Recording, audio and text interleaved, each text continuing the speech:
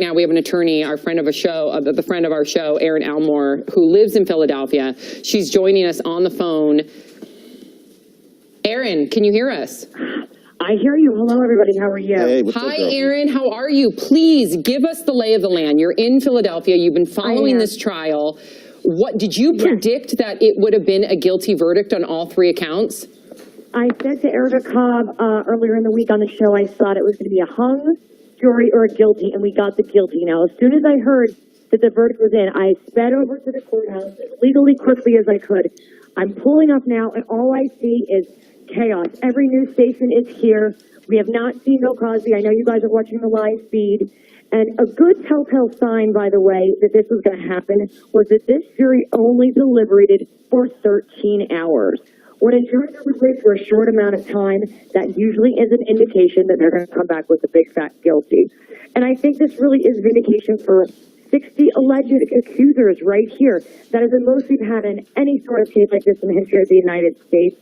And with these 3 counts of aggravated indecent assault, 10 years in prison possibly for each, let's call that 30 right there. This man will never likely see the light of day again unless this judge is extremely lenient, which it doesn't likely behoove him to do so.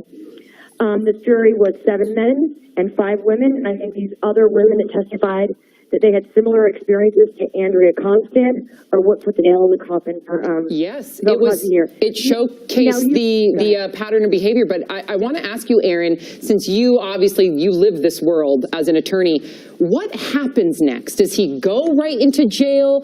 Will he be able to talk with his attorneys, talk to his wife, say goodbye? What happens?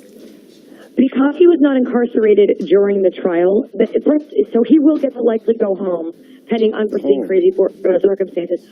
A sentencing phase occurs later.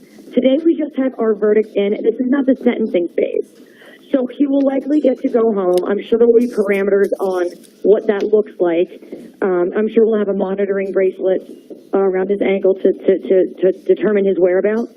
But sentencing is within a reasonable amount of time, and that will occur at a later date. Sometimes, not in this case, I don't believe, there's a whole other jury to decide what that could look like. But in this situation, all we know is that sentencing is going to occur at a later date, and he will likely be released to his home as he was not incarcerated during the trial. Yeah. Now, Erin, I know you're just getting there. Are there people on both sides of there, pro-Cosby people outside protesting? Like, what does it look like outside, or is it mostly just the press?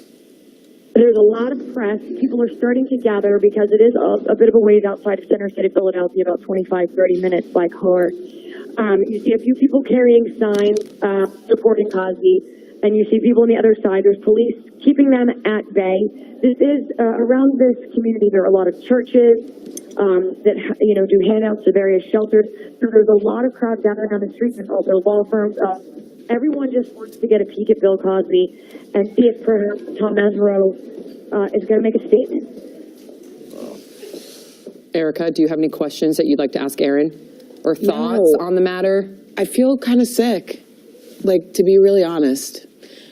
And I really wanted a guilty verdict. Like, I feel like